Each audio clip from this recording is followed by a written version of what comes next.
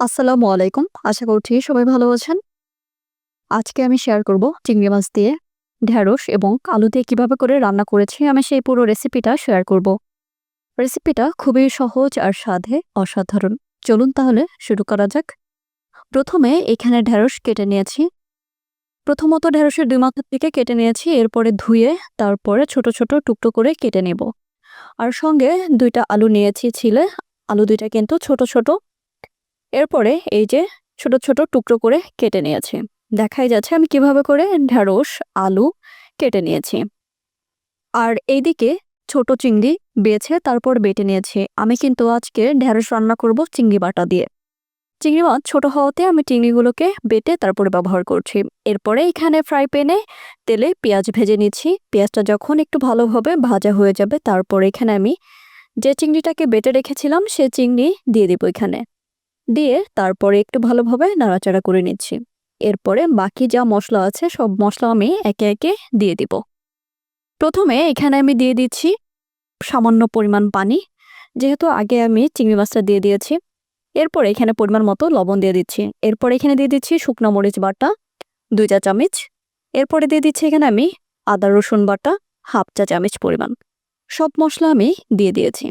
ও দুঃখিত, সব মসলা তো দেওয়া হয় নাই। এখানে হলুদ বাকি আছে এবং মরিচ বাকি ছিল, সেটাও আমি দিয়ে দিয়েছি। এরপরে মসলা যখন ভালোভাবে কষানো হয়ে যাবে, এরপরে এখানে আমি একে একে সবগুলো ঢেঁড়স দিয়ে দিচ্ছি। অল্প অল্প করেই প্রথমে দিচ্ছি, তারপরে সবগুলো দিয়ে দিয়েছি। এবার সবগুলো ঢেঁড়স দিয়ে দেওয়ার পরে তারপর খুব ভালোভাবে মশলার সাথে মিশিয়ে নেব। প্রথমবার একটু কষ্ট হচ্ছে, যেহেতু পরিমাণে একটু বেশি ঢেঁড়স এবং আলু, আর ফ্রাই প্যানটা মনে হচ্ছে একটু ছোট হয়ে গিয়েছে, যার জন্য একটু নাড়াচাড়া করতেও অসুবিধা হচ্ছে। যাই হোক, এভাবে হালকা একটু নাড়াচাড়া করে তারপরে আমি ঢেকে দিচ্ছি। ঢেকে দিয়ে চুলার জালটা কমিয়ে দিয়ে তারপরে রান্না করব। চুলার জালটা কমানো থাকবে আর ধীরে ধীরে ঢেঁড়স আলু সিদ্ধ হতে থাকবে। যখন খুব ভালোভাবে সিদ্ধ হয়ে আসবে তারপরে একদম ফাইনালি রান্না করার জন্য আমি এখানে পরিমাণ মতো পানি দিয়ে দেব।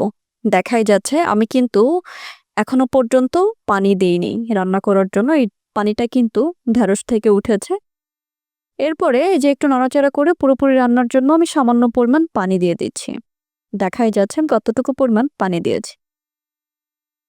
এরপরে এই যে ঢেঁড়সটা রান্না করা হয়ে গিয়েছে, কত সুন্দর হয়েছে ঢেঁড়সের কালারটা।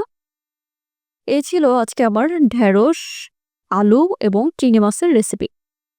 চিংড়ি মাছ বাটা দিয়ে ঢেঁড়স রান্না করা কিন্তু অনেক বেশি সুস্বাদু মজার একটা রেসিপি। এভাবে করে কেউ কখনো রান্না করেছেন কিনা অবশ্যই কমেন্ট করে জানাবেন। যাই হোক, এই ছিল আমার আজকের চিংড়ি মাছ বাটা দিয়ে ঢেঁড়স রান্নার রেসিপি। আশা করি রেসিপিটা আপনাদের অনেক ভালো লেগেছে। রেসিপিটা যদি ভালো লাগে তাহলে অবশ্যই একটা লাইক দিন এবং বন্ধুদের সাথে শেয়ার করুন। কমেন্টে জানাতে ভুলবেন না আমার এই রেসিপিটা কেমন হয়েছে। পরবর্তী রেসিপিতে আবার দেখা হবে ইনশাল্লাহ। সবাই ভালো থাকবেন, সুস্থ থাকবেন। সবাইকে অসংখ্য ধন্যবাদ আমার ভিডিওটা দেখার জন্য। আল্লাহ হাফেজ।